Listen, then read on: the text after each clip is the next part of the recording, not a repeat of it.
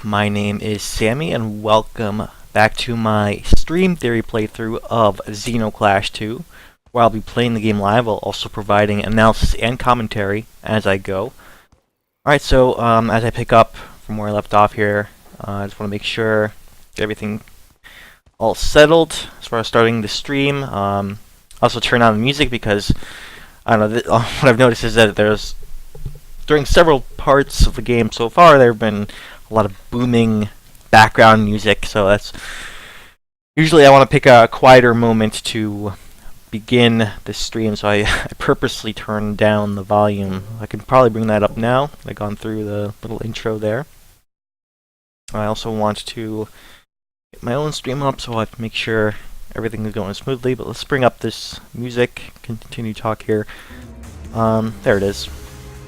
I'm not sure entirely if it's too loud or not. I have to check that on the archive, or I can check it on the stream playing back here. Right, yeah, we're gonna continue right where I left off. Same area. And also, a few more things I want to bring up. I should have brought up in the first part of my playthrough. I should have introduced the game a little bit more. I did discuss it in terms of the first game, Zeno Clash 1, and also what kind of game it is, and that it's primarily a first-person brawler style game, melee combat. And I was talking about how those are fairly rare. Let me see if there are any other objectives. I think I did side objectives, and now I'm just going to do the main objective after that. So that's right up there. Yeah, while I'm at this, let me just quickly check the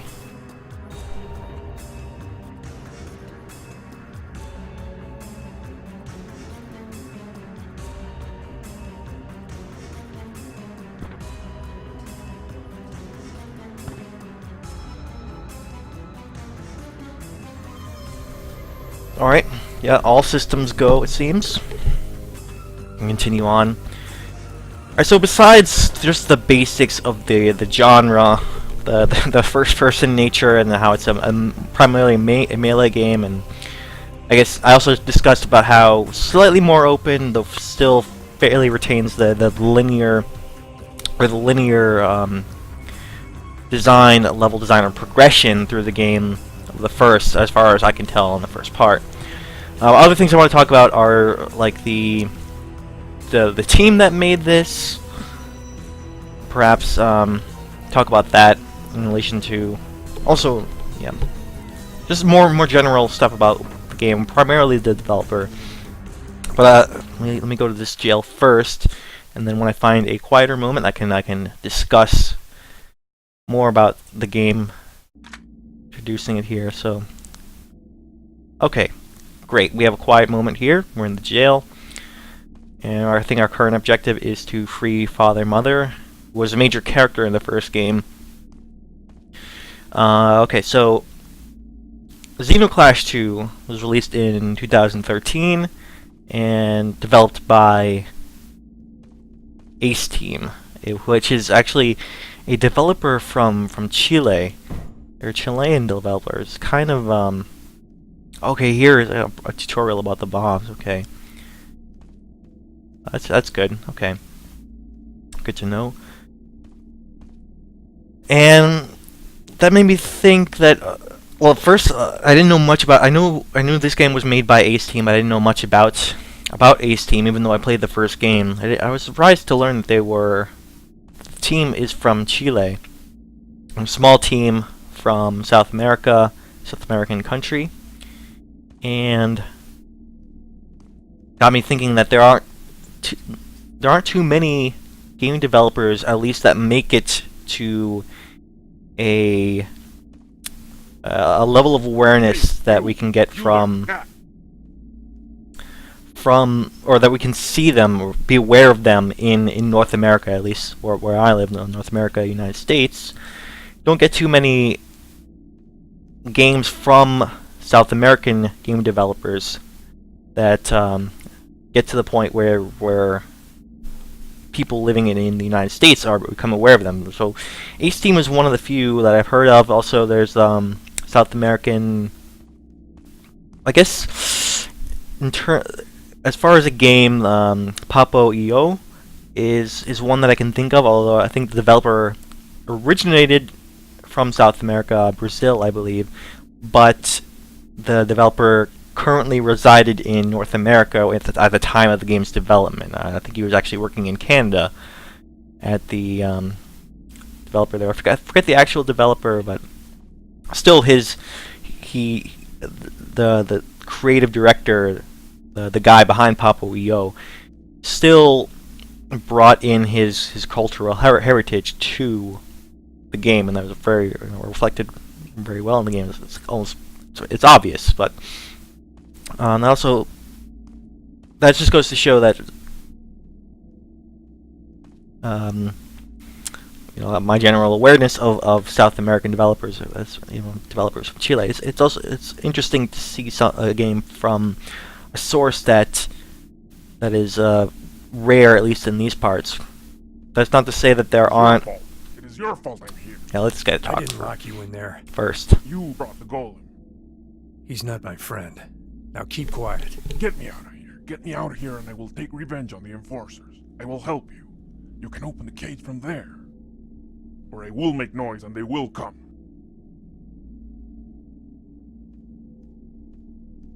Add ally. So I guess this guy, he has no requirements, so I can actually add him.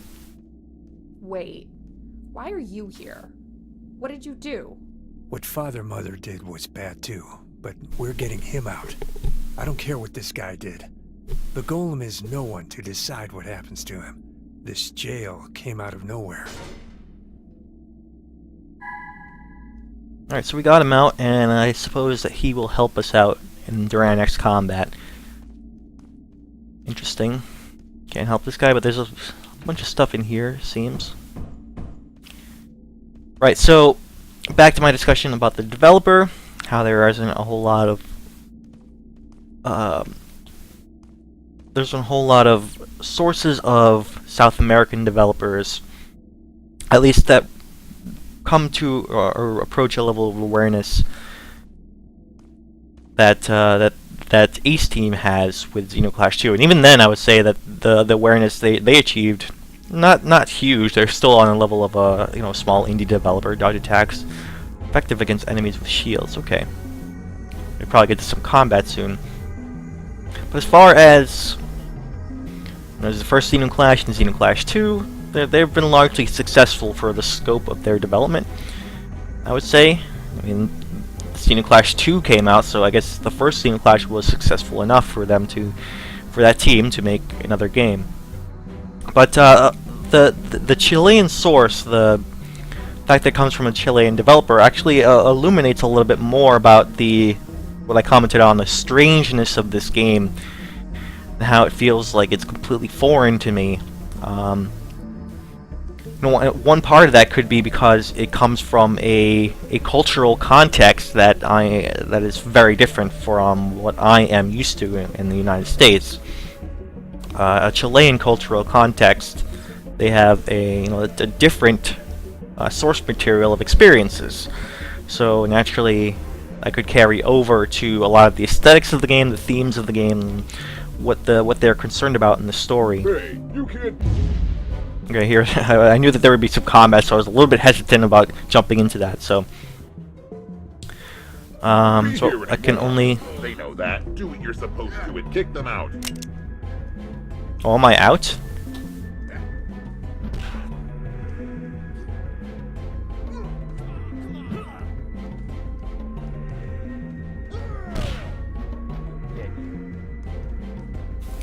If they hit each other, I like that they can turn on each other. That's an interesting part of this combat.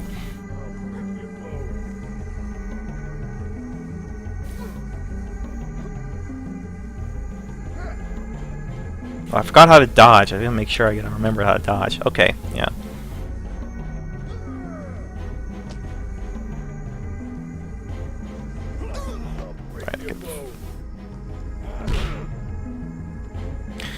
So there's some finer intricacies of this combat I still haven't mastered.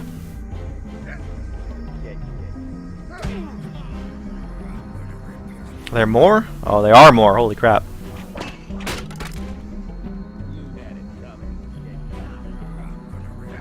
I think I should have called my ally.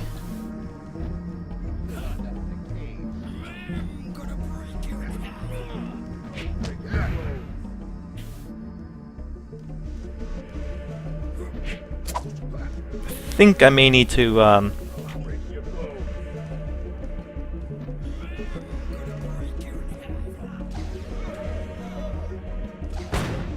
get some grenade help here.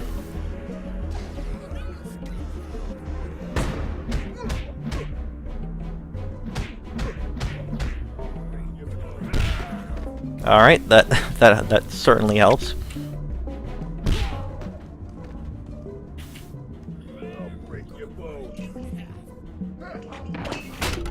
I'm gonna have to. I think I need to really redo the tutorial portion because some finer intricacies of the combat.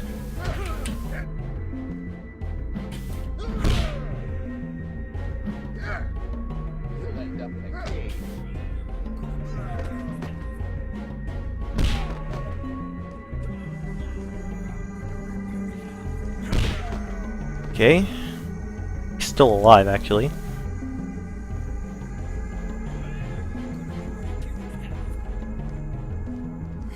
Should be able to do a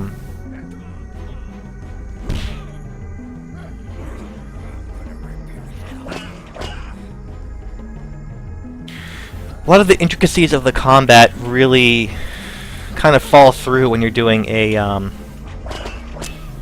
doing combat against multiple enemies.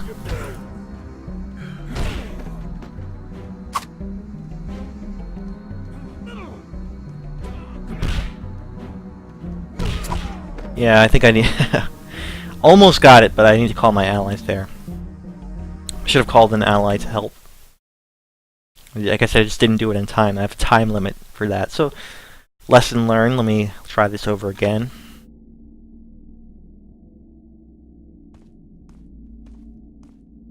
Alright, so... starts me here. Okay.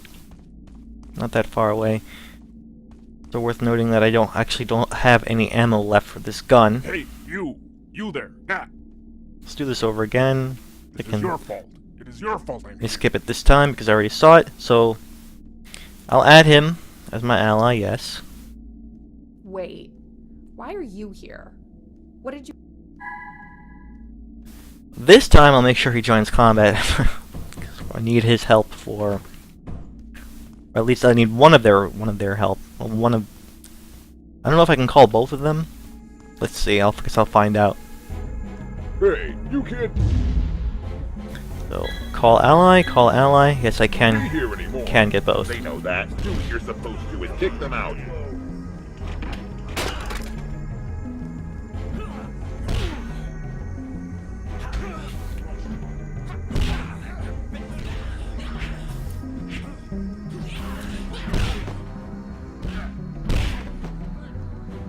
Let's finish this guy off. There we go. Yeah, this battle is a lot better when we have...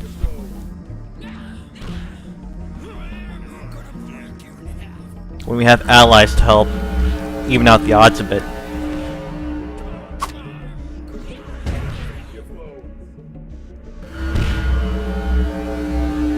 Okay, so I see what I have to do there. During the slowdown, I can align it with the circle to...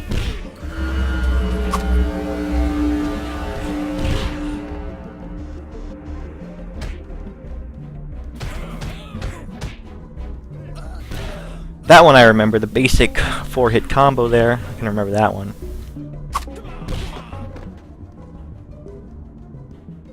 Alright, so... there we go. Even out the odds, a lot better. Okay. Interesting that I can enter combat by myself if I choose to. But obviously I think it's a lot better to keep the odds even, or as close to even as possible. like as I was trying to say about the combat there, it's like there's a lot of intricacies to this combat. There are a lot of combos I can learn and like implement in the combat when I get good enough, but it's limited a bit when you're facing multiple enemies. When you're in a fray like that, it's hard to keep track of combos. Complex combos. Really just want to get hits in as much as you can and dodge their onslaught.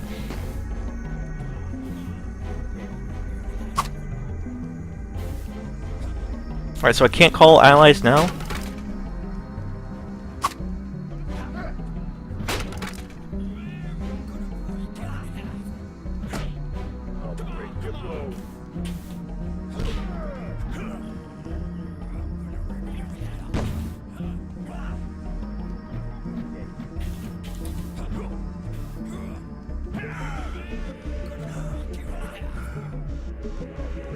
Make sure that I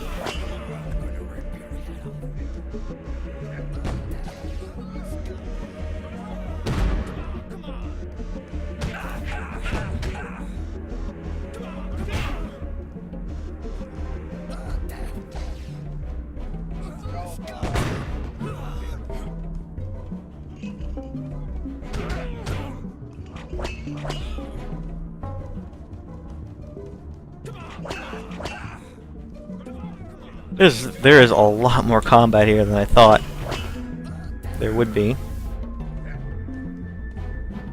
I can actually probably dodge those throws too if I wanted to.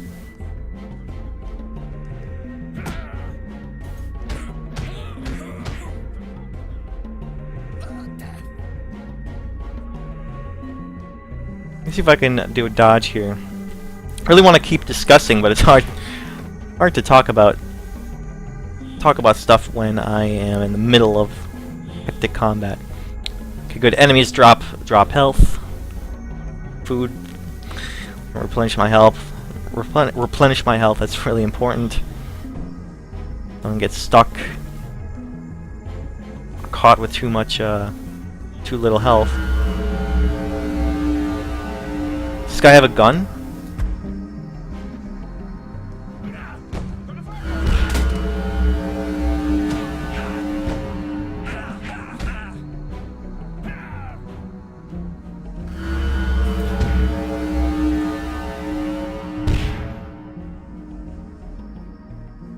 Do like this slow down here.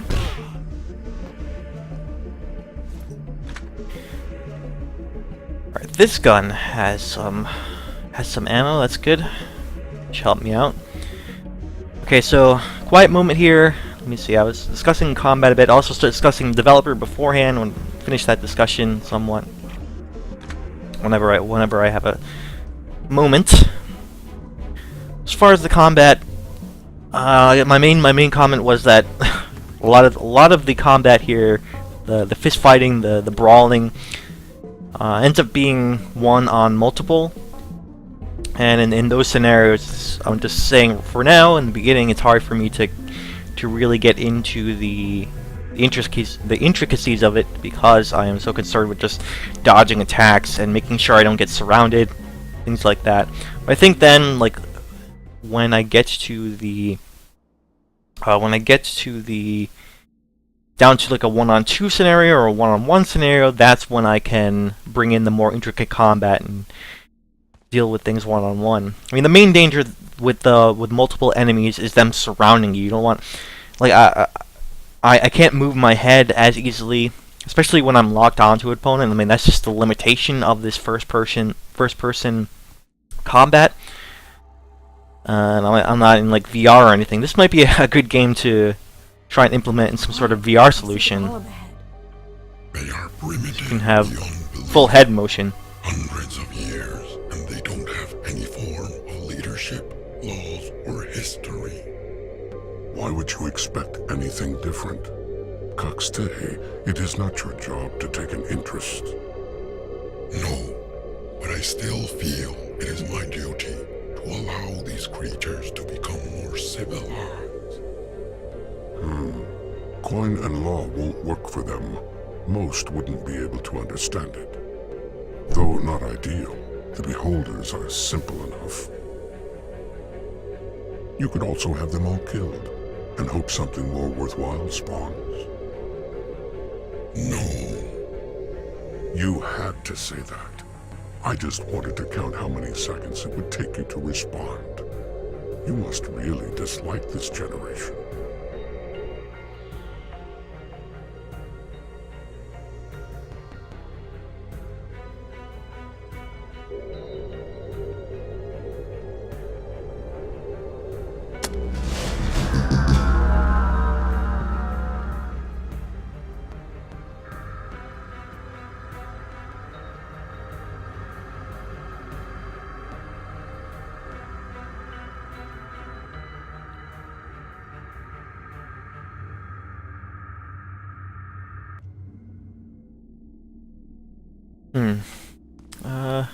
Curious stuff happening with the combat, or not the combat, the story here. Especially in relation to what happened in the first game, which I played a long time ago. That's why I only have a general remembrance of what happened there, and also the recap that was included in the first part, the beginning of this game. Just a refresher. Before I get into any of that, let me just wrap up or conclude what I was talking about in terms of the developer of the game, Ace Team from Chile, and how I think their cultural context is really important to why this game looks and feels the way it is. They brought in a lot of their source material, or not their source material, but their experiences, which are bound to be different than my own, what I'm used to. Not that they aren't aware of, like, say, a North American or Western style or Eastern styles, European styles. By Eastern, I mean like cultures in Asia. And think stuff like anime. Like, I'm sure anyone in any part of the world with access to stuff like the internet and other information services can be exposed to other cultures, but I think I do believe that they brought their own experiences and their own source material to this game, where a lot of it informed what went into the story and the aesthetics, the themes that go into this game, because of how unique it is and how strange it is to someone like me. Like, they're embracing their own unique experiences and allowing it to inform or make something that is wholly unique, that most people outside of that frame of reference would not recognize. At least that's my theory. I can't exactly prove that. I think essentially you would have to discuss this with developers and say, like, oh, where'd you get your ideas? We're like, okay, we're bringing in a lot of things from our own backgrounds, our own minds, and we try to figure out how people come about with the stories that they make or the ideas that they have. A lot of it comes down to their perspectives, what they have experienced. So I'll admit that I don't know much about Chilean culture and Chilean experiences myself, but I think I have a general awareness of, like, South American cultures from learning in school and learning from pop culture media centered around South America, to just have like a very beginner, like a 101 level feeling of how it could be, how their experience could be. Okay, so we have father, mother here now.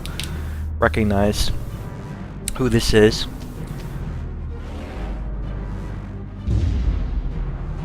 Alright, so they're gonna have allies. I'm gonna have allies too.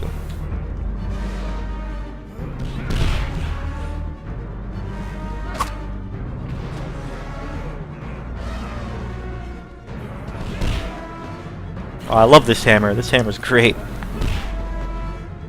Let's get rid of the enforcer here. Even out the odds a bit.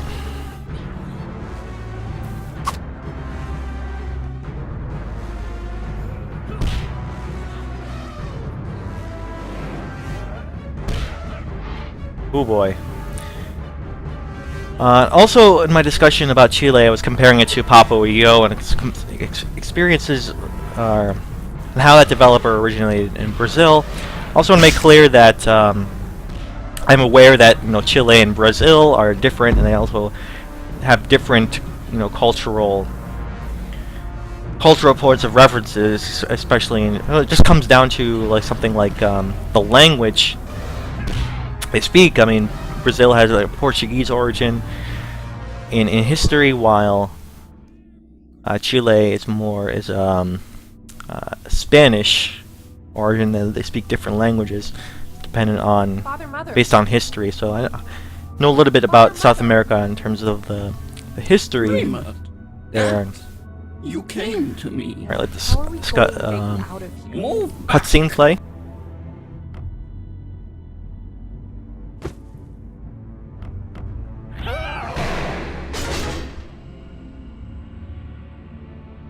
You could do that all along? Not until my children came for me. My children. I am so sorry I lied to you. I think I knew, Father Mother. I always suspected you hadn't given birth to us.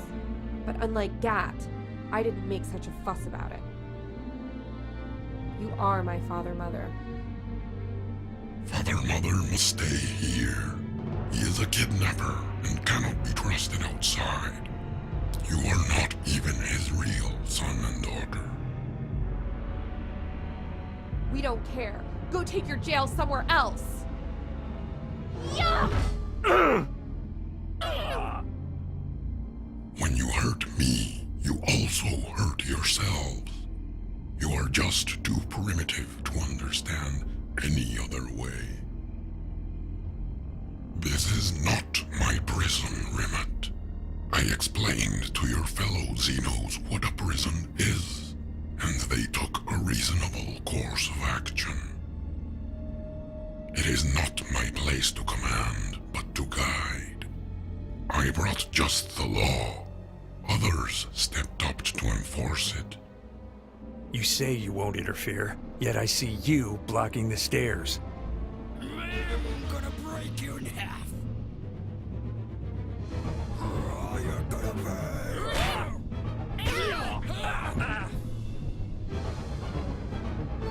I'll kill you! Come on, come on! I'm gonna rip your head. Alright, looks like we're gonna get some more combat here. The main way you interact with the world here is through your fists, I see. I think that was largely true of the first game too. A lot of the game's strengths rely on the... Are we getting more combat? Or okay, no we're not. I get a cutscene. Okay. A lot of the game's strengths relies on the strength of the combat and really getting into it and figuring it out. In the combat scenarios, the enemies that you fight. At least until things have calmed down.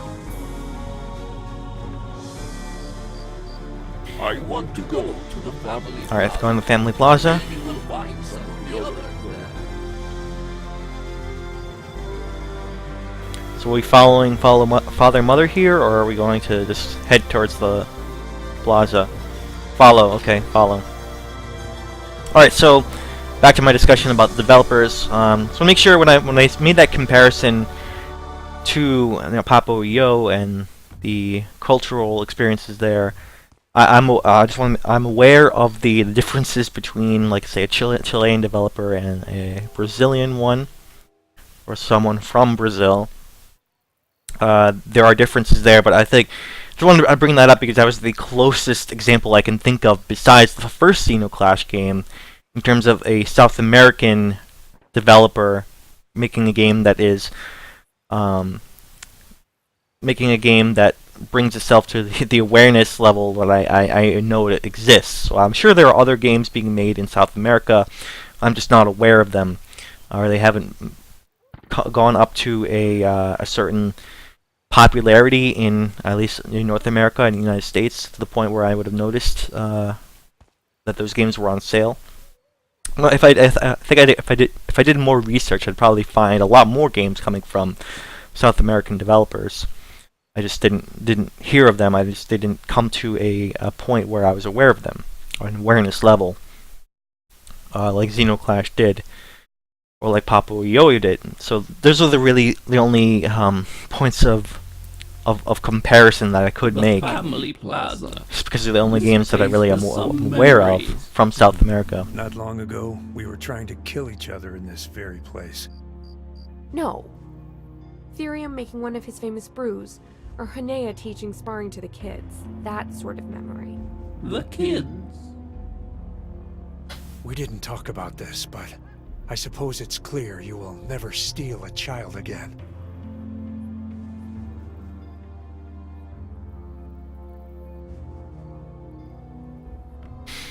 Alright, so in terms of the story, we're finding out a lot about what's happening here. One of the important details or events of the first game was that our character here, brother and sister, they left to the fringes of society, or the known world, and they found this guy called the Golem, which we already saw in the previous cutscene. The guy with is wearing a sort of, I think it's a mask of some sort. He wears a crown. He's also sort of a humanoid. Why is he out? And we brought him back here, back to our home. And now I guess we're dealing with the consequences of that. What that Golem character has been, how that character has been impacting the society of the home. Running away. Do I have to follow, or can I just go straight to... No, okay, they're still following. Not that far away anyway.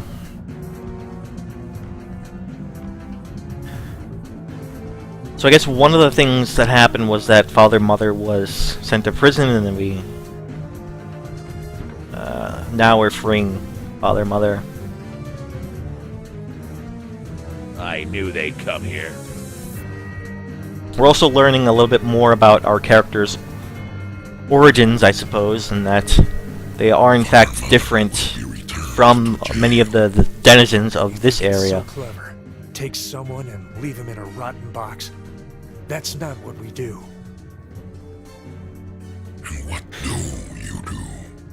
Because all I've seen is you attack each other like angry beasts. Well, yeah. So I think the major theme of the game, the premise going on forward with the story, has to deal with who has a problem with us come. the origins Jail keeps the of the main characters, away from the rest. and how they're related. Jail punishes the criminal, and Her name is Father Mother, not criminal. And she's had her fair share of punishment already. Don't get to say she needs more. if you have a problem with us, come fight us and we'll settle it. I have a problem with you. Yeah, I have a problem with you. You're dead. So it has to do with our character. He's healing, okay, so I can only call. Let's get out! You're dead! You're dead. Let's get them. You're dead. Let's get out.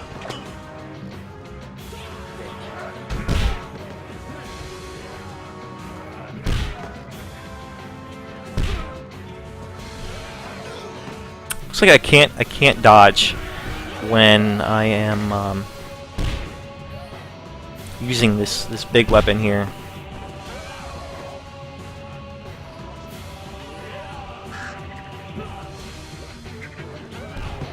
I do love the look of this enemy here.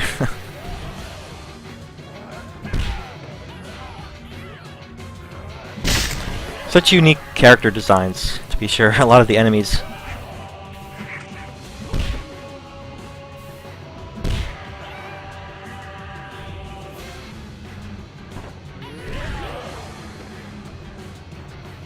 There's too many of them. Alright, more of them are coming now.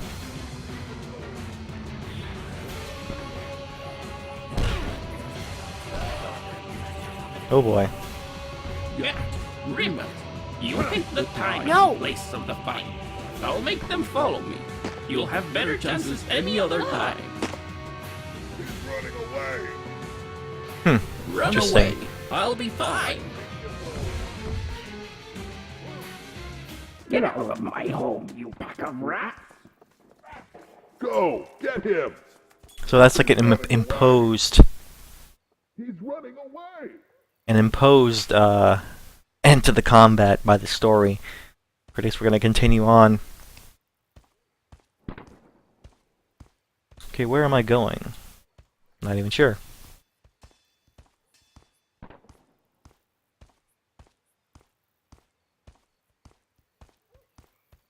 Alright, so looks like in this game it'll be largely centered around our characters, the brother and sister, and how their origins, why they're different from the other denizens of their home. Because of course, father and mother stole them as children from some other land. So who are the people that they came from, and how are they related or impacting the people of this place, this land? What is their relation? What does that mean? I think that's what this game has. Outskirts? Is that where I'm going? Currently have no objective, so I'm not really sure where I'm going. Let's just go to the outskirts and see what that means.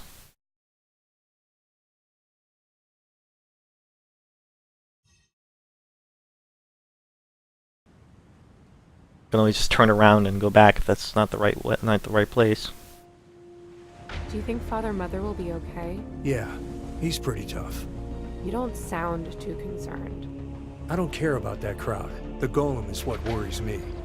We need to kick him back to his own land. Well, we can't do that.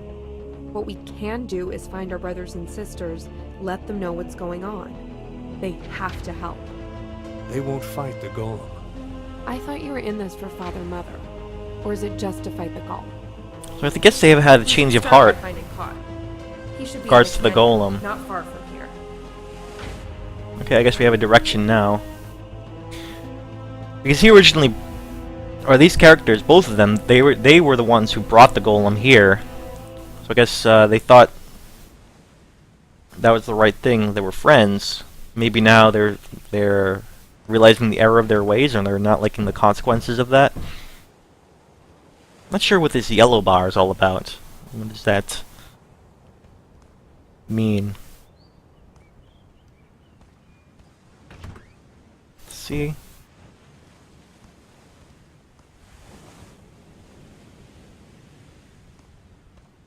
And we're also seeing how more examples of how each individual area is largely just largely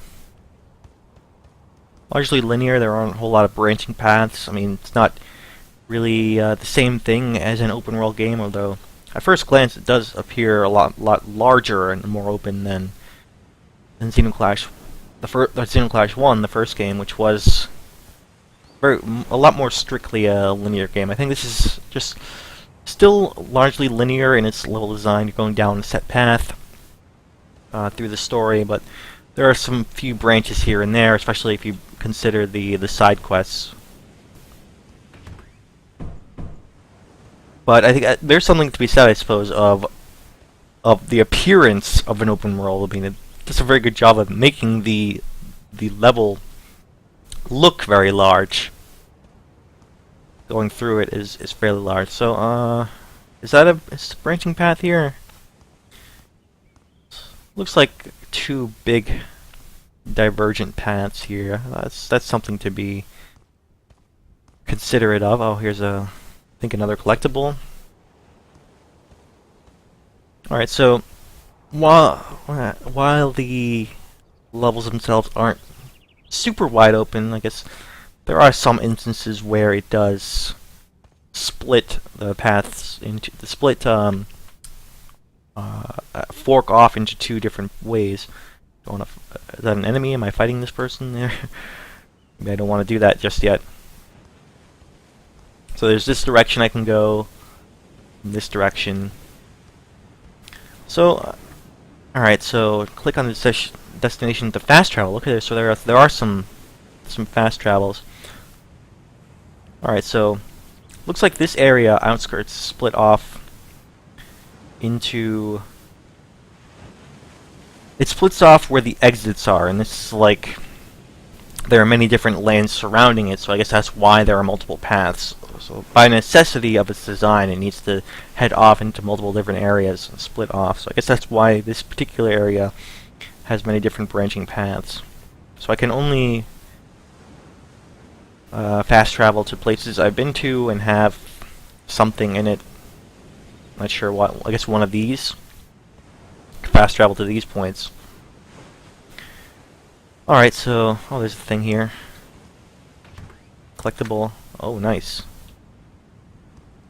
What is this? It's like a flamethrower? Wow. Like a flamethrower in this world, where it's like a makeshift concoction of a flamethrower, you know, wrapped up with wood, and that's weird. Weird to see stuff like this. And so it's like a flame. They figured out how to make a flamethrower using wood and bone and wraps. I'm guessing that's what it is. I'm not sure. We'll see. You can test it out. So there are other places in here I might want to check out. Maybe I'll do a little bit of exploration and see the extents of this land. That'll also allow me to do a little bit more discussion, observation, and whatnot. Alright, so maybe I can test it out on this guy. Okay, so it's not a flamethrower, but it is a gun. Like a long-range sort of weapon. So, very powerful weapons, but I think they're balanced by the fact that they have a limited ammo count, and it seems to me like it's hard to find ammo for the gun, or once the ammo is used up, that's it. Usually you have to just throw it away and find a new weapon. That seems to me like a good way to balance things out and make sure. What was that? Oh, nice, a level up. So I may want to put some points into leadership. I can recruit more people, more powerful people.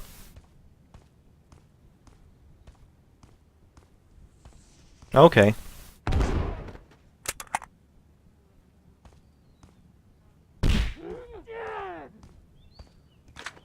I can throw the weapon, but I think that'll also cause it to break.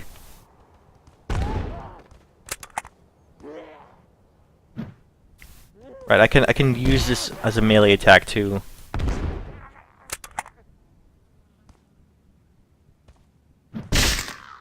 Ah, yeah, it does break. Alright, well, for science, it was worth experimenting. I don't want to... Now I know not to do that again, especially when I still have ammo. I shouldn't mess that up. Ruined a perfectly good gun, a powerful one too.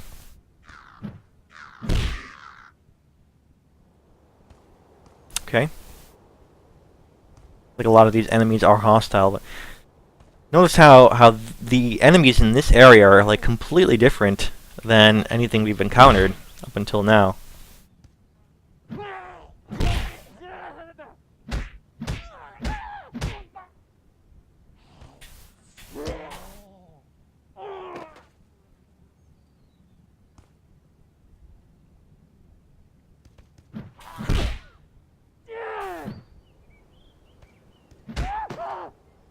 Alright. So, yeah, we're seeing more of the combat here. I do like how you can just rely on like the simplistic, as long as you master, say, the dodging and the countering, basic fist attacks. You don't have to really delve into the super complex combos if you don't want to. But of course, delving into that makes your damage and your attacks a lot more efficient. You can handle tougher battles if you do invest the time to, figure that stuff out. Alright, so I'm doing a little bit of exploration here. Just seeing what is in this area.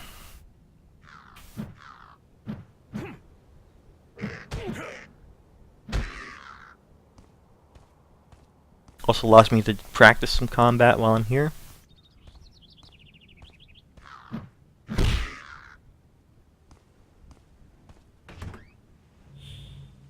Okay. So I already found that thing. Below there before. Probably don't want to head there. Let's see.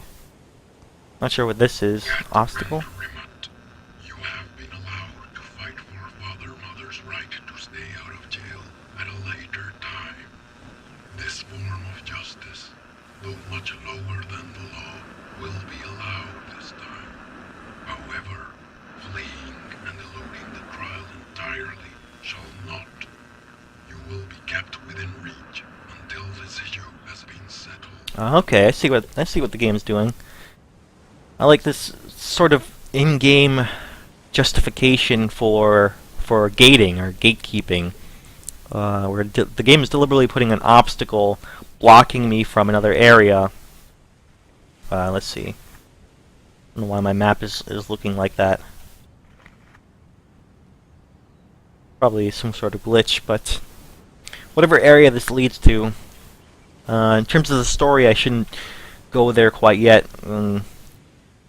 Instead of putting an invisible wall, like say, I mean, the Assassin's Creed series is probably the most guilty of putting up barriers to areas that you're technically not supposed to be yet, for one reason or another. Assassin's Creed, for the most part, doesn't really put any explanation for their barriers. Here, at least, we have some sort of explanation. We have some sort of in-game reason, a reason the game is motivating this barrier to exist. Like, this is actually part of the world, and it's not just some arbitrary limitation imposed on the player that the character doesn't necessarily have. Let's say the character has no reason not to go that, into a certain part of the world, but the game on a meta reason, like on a meta level, the game doesn't want the player to head to that part of the world yet, so it has to put up an invisible wall or whatever type of barrier. Make sure you don't head there. So I guess I can appreciate at least when games take the time to motivate an otherwise arbitrary obstacle. And I think I discussed before, especially when playing Assassin's Creed 4, because that came up, the barriers did come up in that game. I talked about how I don't think I want to go here just yet. I do want to head to the canyon, so let's head in the direction of the arrow now that I've explored this area a bit more. As far as Assassin's Creed 4 and its barriers, well, this game, compared to this game's barriers, there are legitimate reasons. I've come to realize there are legitimate reasons for why a game might not want you to head to a certain part of its world before a certain time in the story, and I think most of the time it has to do with difficulty in that area. Like the challenge in that area is tuned for a certain difficulty, and the game just doesn't want you to head into that area until you're ready to actually tackle the challenges in that area. Or you might need a certain ability or item to pass through that area, things like that, challenged or items, requirements that you just don't have yet. Or you're gonna shoot me? Take down that guy first.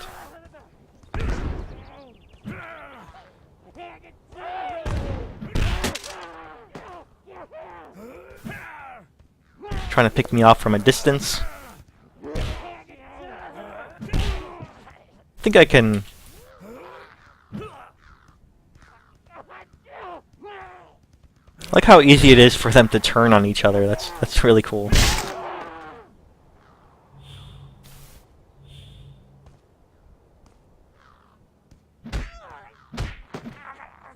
Alright, got him. These guys are really spiteful. So if they get hit by their own people, they'll betray them in an instant. So that can actually help you out. Oh, he was using one of those guns too. I picked it up. I guess that's one tactic too, to try to get them to attack each other. At least even the odds. And even early on, it seems to be working fairly well. Their alliances are very tenuous.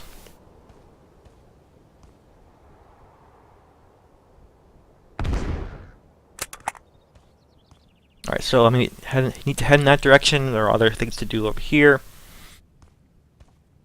Looks like there's some stuff over here too. Hidden secrets, maybe. Level up. And also a thing, not sure. Club. I like how there are so many different designs for these melee weapons. I wonder how many unique weapons there are in this game. And of course, we've seen repeats, like this weapon, for example. We've seen 2 of these in this area. But so far, we've seen many different designs for individual weapons. You can also carry that forward for the enemies too. Like in each area, there are enemies corresponding with that area, like the ones you've been seeing here, the hooded guys. Of course, are I guess native to this area. Look very different from any of the other characters that we've seen in the other areas. But I've also started to notice that the individual, I guess maybe we can look here, the individual designs, there are some differences between these characters. Like this guy doesn't have horns, this guy does. This guy also has horns, but there's slightly different variations to a lot of the enemies here. Make them look a lot more unique. Tell them apart from each other. I like those little touches to detail. I think I need to go that way. Maybe I want to head over here. Just quickly check what's going on. Okay, another gate. Can't quite go there yet. That's fine. So okay, so even in one of the more wider environments like this one, like the outskirts, here we're seeing that, at least for now, the game is funneling us through a very specific linear path. And maybe later on, I'm hoping there'll be the other open paths the other paths will open to us. Okay, this guy's a Woomum Marauder.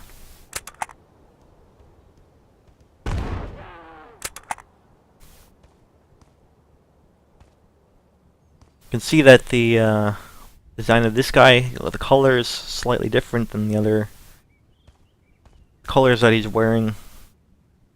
Slightly different. There's some good amount of variation between the enemy types. Alright, this guy has a shield. Wow, this gun is amazing, but I feel like I'm wasting it on these like scrub enemies when I should be like saving it for a bigger battle. Maybe, I don't know.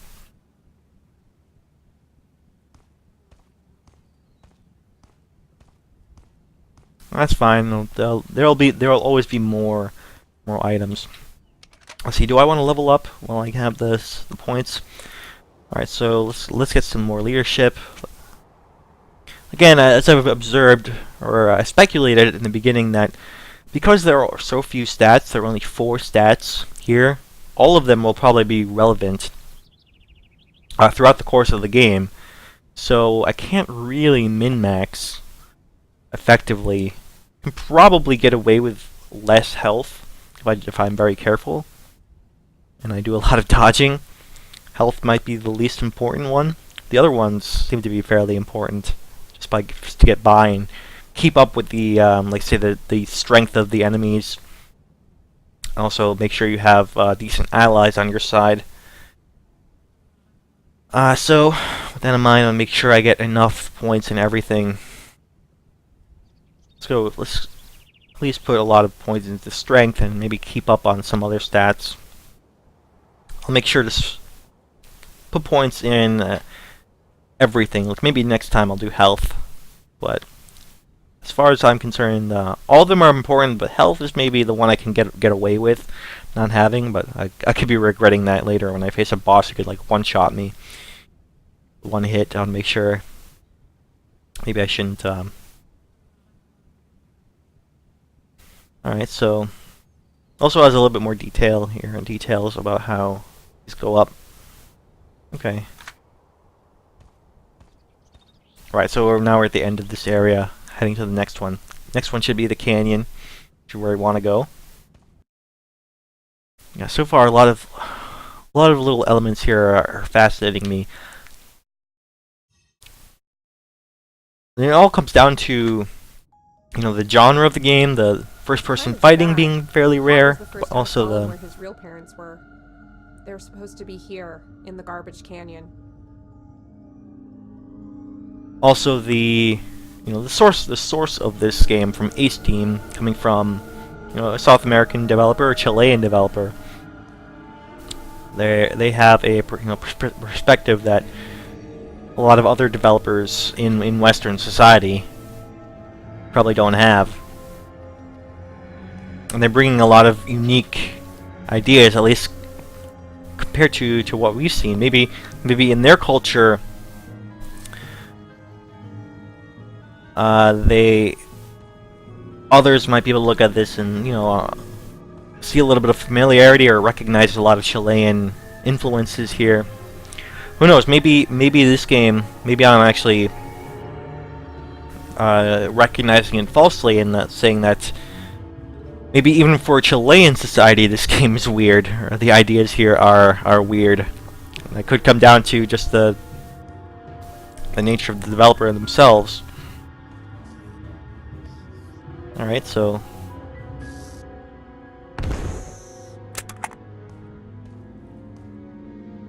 I know I'm using up a lot of bullets here, but that's fine. Use them while I have them, or while I need them. Hey, it's Rimat and Ghat. Don't let them through.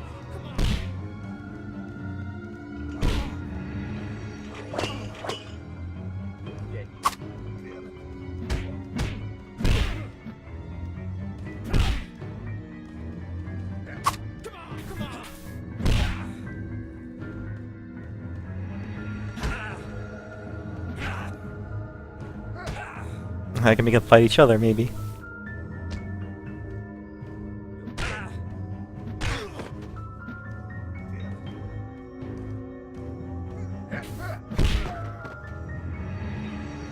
Alright, got him. Can I reach that from here? I don't know. Go back. I'm gonna have to make a point to revisit the tutorial and try to learn some of those more advanced combos. Definitely want to do that. Maybe try to implement more of those moves combat going forward, just to practice, make sure I am well equipped with the more advanced moves.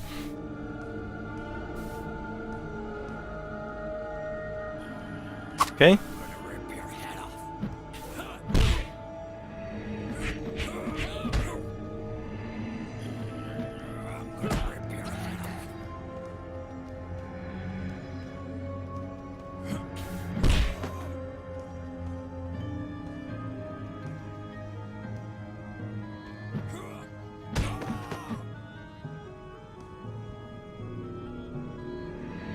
Okay, nice.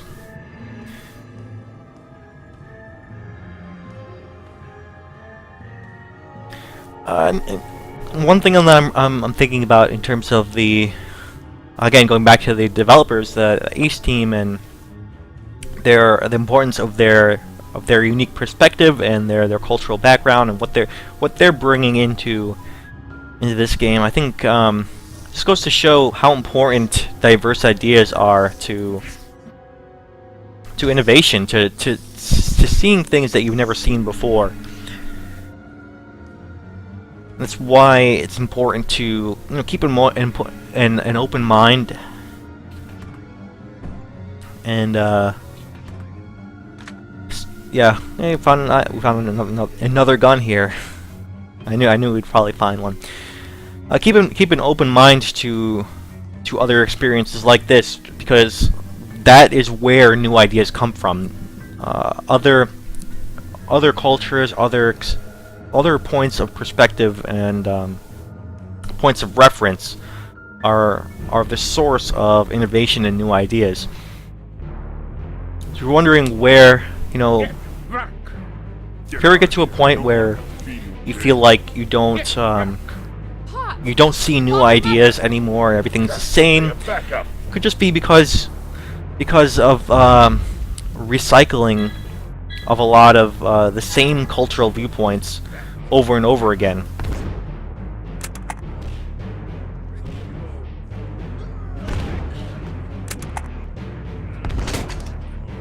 Get rid of his gun. Oh, another one? There it is. There he is.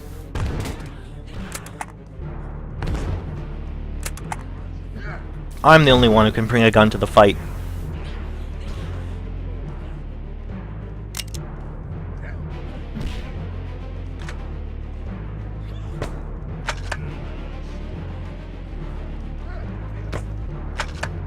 Oh, nice. His shield can actually block my hits. Let's get Father Mother out of here. What happened? I escaped through the sewers, but they followed me. I was lucky Pop was here. Yes, I was looking for my parents, dead here in this cave. The Golem knew they were dead, but he told me where to find them anyway. And is that in your backpack? Then? Yes. I'll carry my other parents with me now. If Father Mother stays here, I think she'll be safe. But what's our next move? We can't defeat the Golem while he has his magic, his powers. But at his home there were these incredible things, like a torch of blue fire, dead things that could fly, living statues. I'm convinced that we can find something to fight him if we go to the Golem's land. Going to the Golem's house? We don't need to go there. We have to gather our brothers and sisters for Father Mother's trial. Why should we fight the trial when we only need to fight the Golem? If we defeat him, then there is no trial. You're just saying that because you hate the Golem. Besides, when you went to the end of the world with Dadra, you barely made it back alive. I think I've seen a Golem's house. You were there? I didn't go north like you, but this old bird has traveled and seen more than you think. Long before you were born, I was already older than anyone I knew. I was looking for another one like me, so I traveled far, even far into the sea. 4 days after leaving the Avedusa shores, I reached a group of islands. The islands were deserted. I was lonelier there than at anywhere else I had ever gone. But there I saw a black, abandoned house, and a statue that now I know looked like the Golem. What did you find there? Unlike you in the north, I had the good sense to leave that place alone. It was dead, and nothing good ever comes from the dead. But if we need to figure out the Golem, we could look for the island, right? Will it help us if this place is dead? I already know the road to the north. Whatever. Go to whichever Golem house you want. I still want to find the rest of our family so we can fight. You don't need to go north, and you don't need to go looking for any island.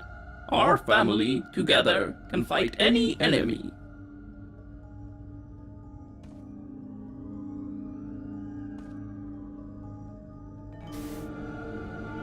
Alright, interesting stuff. We're learning more about the Golem, or what might be more about the Golem's people we can learn about. We can also talk to this guy. Or we can actually add him as an ally. Yeah, let's This guy might be a little bit tougher, sure. I can help you fight. Alright, so it looks like we can only take along one ally at a time. Okay, so... And of course, the sister is always with us. They're in this together along the story, so we only have one free spot in terms of a third person we can add to the group. Alright, so where am I going?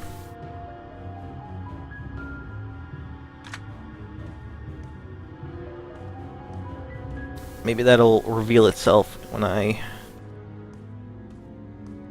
as I move through here. This, I think I've been there before.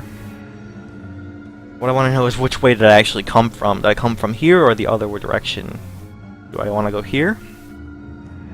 Okay, I came from here, right.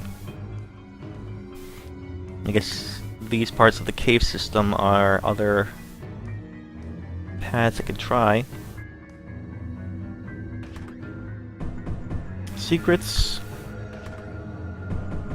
And I don't know what these correspond to. Probably just look that up, maybe. Alright, so went that way, went that way. Let's try going this way.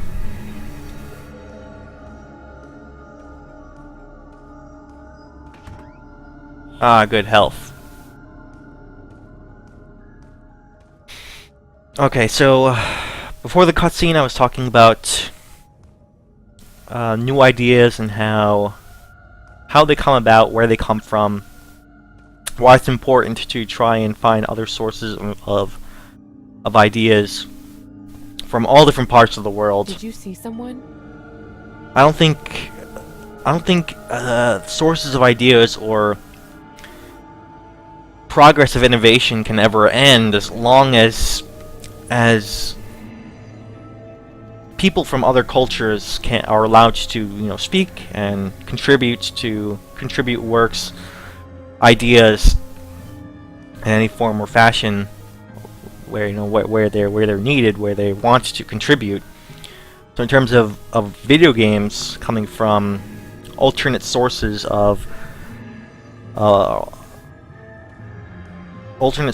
developers, from around the world,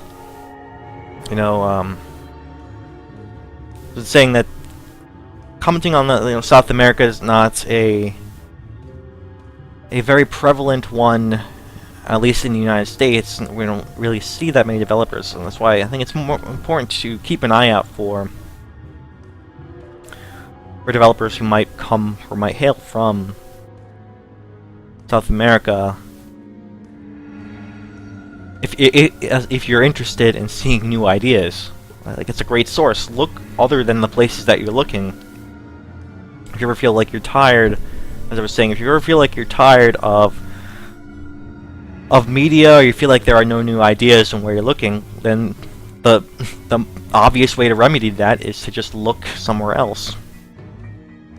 And I guess as far as my experiences with games, because I haven't really experienced a whole lot of games from South America, then for me, looking for strange new ideas, South American developers would be a good place to start looking.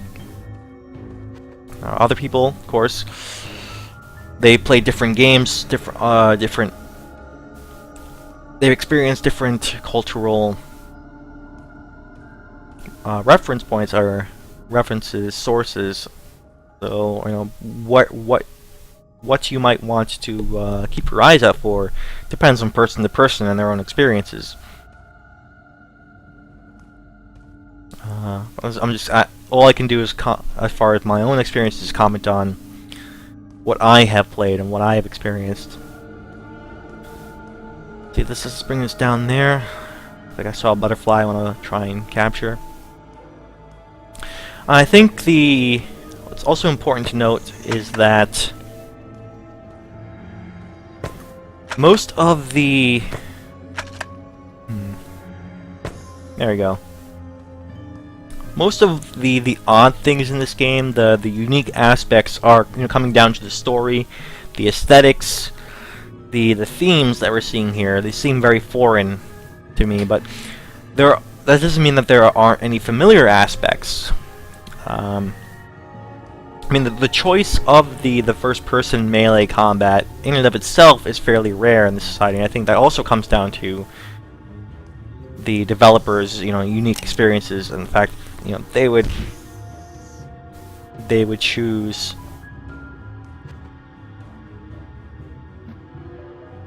interesting. Looks like a obstacle we can revisit later, perhaps. Their unique cultural background might be another reason why they would choose first-person melee as a type of game that they'd like to make. But even then, the first-person melee type of game isn't necessarily a new thing. So in terms of the game itself and a lot of its structure, those are still familiar. Even though they're generally rare, those have existed before. I mean, you can talk about Condemned Criminal Origins is one that I've talked about, but I actually do remember a very obvious one that I should have probably remembered before. The Elder Scrolls series is another first-person game that has a lot of melee. I mean, there are some other types of ways to interact with the world, but it is largely a first-person game at its heart, and with a lot of melee at its focus. So, based on big tentpole games like that have informed what melee games or first-person melee combat games could be. Like, I think this game can attribute a lot of its design elements, its interaction to a lot of those predecessors. It stands on their shoulders. Where it doesn't stand on is where it doesn't stand on their shoulders is, of course, what I mentioned before, the aesthetics, the themes, the story. Those are all unique to Ace Team's games. Can't really find anything else quite like this in terms of the themes. But in the game itself and the way you interact with the world, the way that you explore the world, I think the game owes a lot to games that came before. It is standing on their shoulders, and that's not a bad thing. That's a good reference point to start from in terms of the structure of the game, the interaction, the way the melee combat works, the way you explore the game, and everything like that. I think those in particular do show where the developers are aware of other video games. Like, of course, they know video games. They've played other video games, and they can use those references as part of making their game. So I think this game itself has a lot of reference points that are familiar, and it's mostly focused on the interaction and the game design itself. Alright, now I'm trying to figure out where I'm gonna go. I've been there already. Let's see. I need to head back down and head back the other direction.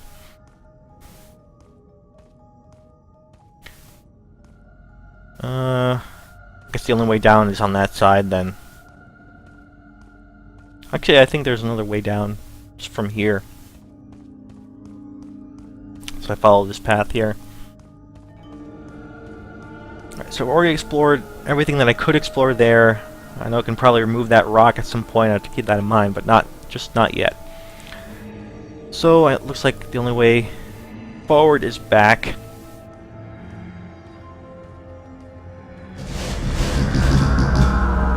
Okay. Okay. We're trapped in here. Who are you? Wasn't Pot brave? defending Father Mother all by himself. Everyone thought he was weak, but when tested, he proved everyone wrong. What do you want with us? 2 dogs howl at the moon. One domesticated, the other a wild wolf. I need to see where this goes. Let us out! If you don't use my gift, you'll remain stuck, and I need to see where this goes. Goodbye. You can let yourselves out now. Golem! Huh. Confusing that someone who's presumably our enemy or antagonist just giving us the item needed to progress. I wonder if this is some sort of test that that character is imposing on the main character. Just as he said, he wants to figure out, he wants to observe what happens if we're capable of. All right, so Sun-Moon Gauntlet. Hold and aim at sun or moon, release to attack. Hold and aim at the sun or moon.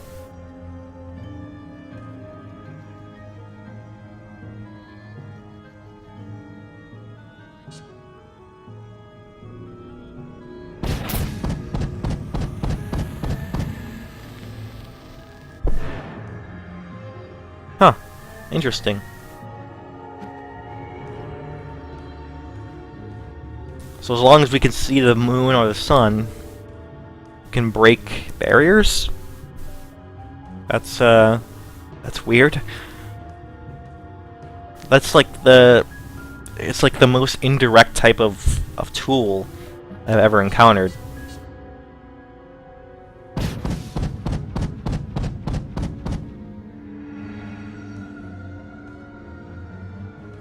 So it's a weapon that you don't actually aim at enemies. You aim it at a specific thing in the environment, the moon or the sun, and then it has a very specific effect. Very curious. So that means all of the attacks related to this weapon, the gauntlet, have to be done relative to the position of, objects in the environment, the moon or the sun.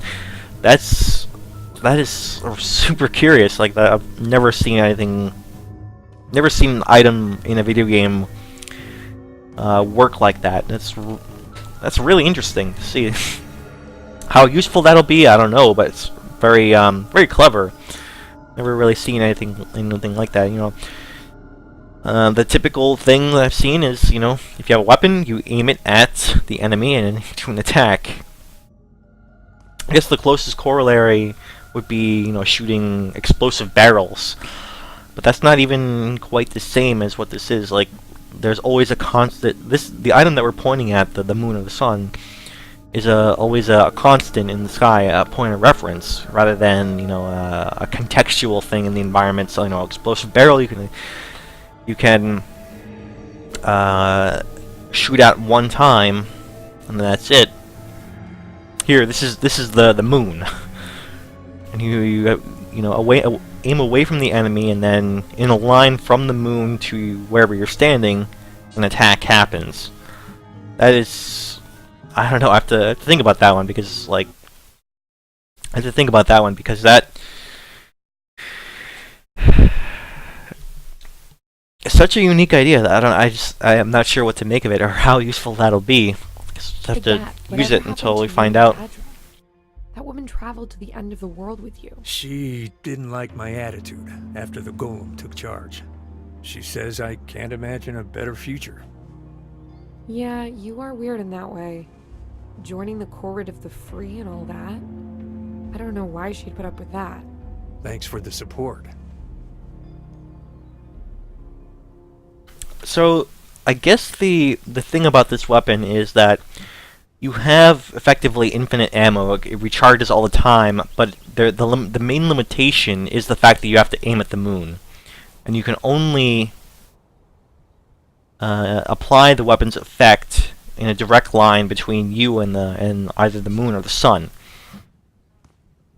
You can't just aim it anywhere. So, I guess that's in terms of a weapon, there's a very specific trade-off. I like that there's a plus and minus. That very good, a very good plus in terms of ammo, basically unlimited effect, but it's traded off with the limitation that you can only apply it in terms of a very specific item in the environment, and I guess there are times when you can't even use the weapon because neither the moon nor the sun might be in the sky at any given time. Like it could be in the middle of one of those things.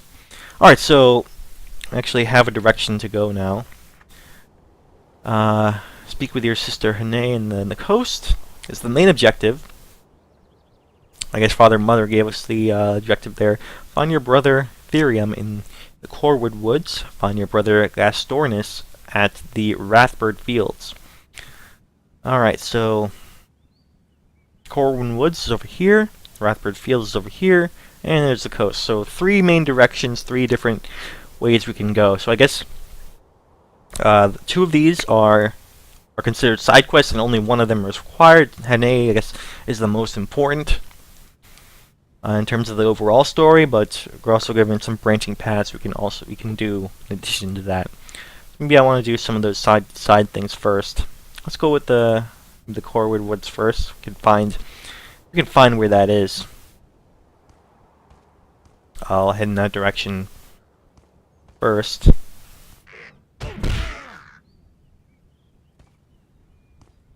Okay, so I see them on the map.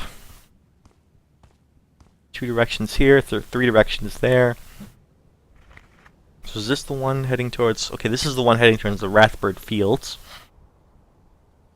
The Corwin Woods is somewhere to my right, it seems. So see, there are 3 arrows. 1, 2, 3. Let me see. 1, 2, 3. I guess the rightmost one would be the Corwin Woods. So let's see if I can find the sun somewhere. Ghat and Rimat, you have been allowed to fight for Father-Mother's right to stay out of jail at a later time. This form of justice... Let's see, I think the sun is over there somewhere. I have to wait for it to rise. However, fleeing and eluding the trial entirely shall not. You will be kept within reach until this issue has been settled. Right, so this kind of suggests that maybe Golem is an ally. Or yeah, we saw him talking to his fellows, and he himself said he wanted, or he was interested in these peoples, to allow them to become more civilized, or to teach them. He was kind of having an argument with his compatriots, whoever they are, wherever they are, who knows. So I think he's still an ally, and our characters just don't understand why that is. Okay, so the sun's over there somewhere. I think I can point at it now. There we go.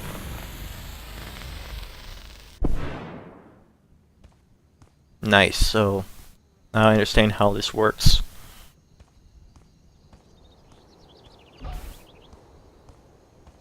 Yeah, very peculiar item. I've never seen anything quite like the way that item works. Maybe I'll try it now. See if this will work on enemies. Yeah, it does. It's pretty powerful. If you can get it to align correctly, then works quite well. Man, even this area here looks quite good.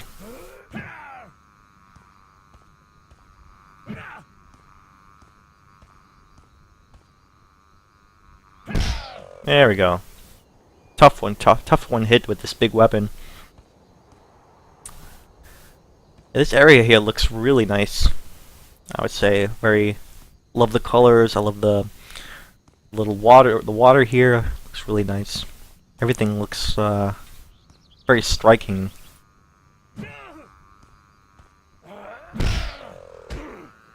Another one?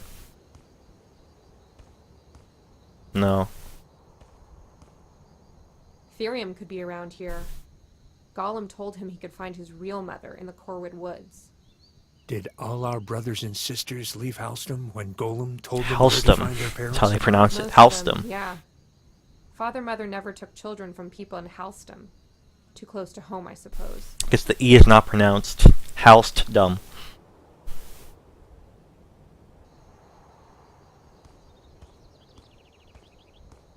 Alright, so I guess Corwin Woods, Corwid Woods is as good a place as any to head towards next. Alright, so, and with that, I think that's a good transition point, as we're heading to this part of the story and finding our brothers and sisters. I hate the Corwood Woods. I can't believe you could live It's a good here. point to How could you wind down the survive stream. without them ripping your eyes off? Not all Corwoods are dangerous. Once you figure out what makes each Corwood tick, they're not so bad. What made you tick? I would fight Corwoods and take pieces of armor I liked from them. The wooden shield on my leg is from Helm's armor. He removes the eyes of living creatures, so he can be invisible. And this disc with a red face, it belonged to Metamog. I learned a lot from him. Since we beat up every Corwood we met when we were here before, they'll be angry when they see us again. I don't think they'll be angry, but they'll feel it's alright to hurt us. Great. Important to note that as I'm doing this as a side quest, I'm choosing to do this one first. That, you know, someone else might go a completely different direction. They'd go to they could probably go to the Rathbird Fields first, or they could go to the coast first. And they'd experience this in a completely different order than I am. I chose the Corwood Woods first. But, you know, in a different playthrough, I might go to the Rathbird Fields first and see, experience something different. So important to note there that there's definitely some linearity. Or non-linearity here to be found. So as I'm going further, I'm learning a little bit more, seeing that this game might not be quite as linear as I originally thought. It's just based on the linearity, so to speak, the fairly linear layout of most of these earlier levels. Made me think it's a lot more like the first game than it really is. Like, now that I've gone a little bit further, I'm seeing a lot more larger environments, different paths, especially in terms of the quests. Yeah, this game does appear to be opening up as I thought, or I suspected that it might. Opening up, seeing more branching paths in both the environments and in terms of the story. So I'm glad to see that stuff. Introducing us in the beginning to the more linear paths might just be a good way to get us into the game and not overwhelm us to start. So that could be a reason why we saw a lot of fairly linear first levels in the beginning. As we go forward more, that's when we're getting more and more options as we go. So yeah, good to see. I really do like seeing more options and more paths to explore. It's not just a straightforward game. I'm pretty sure the first game was a lot more linear. And on that note, there's nothing inherently wrong about linear games. It's just that my personal preference is towards games that give me more options, larger environments to explore, and different paths I can take through the game. Alright, so with that explanation, I think I won't talk anymore, especially since I decided not to go further for today, and I will wind it down for now. So, with that in mind, I will call it a day. Say thank you very much for watching if you tuned in. You can watch the archives of my streams up until this can catch up to this point over on my YouTube channel, which is youtube.com/YamsterSam. You can also follow me on Twitter at YamsterSam, and of course you can follow me on Twitch TV to see me live whenever I do go live, and that is at twitch.tv/YamsterSam. Alright, so I mind really looking forward to playing more of this game in the coming days and weeks. And until then, I will see you later.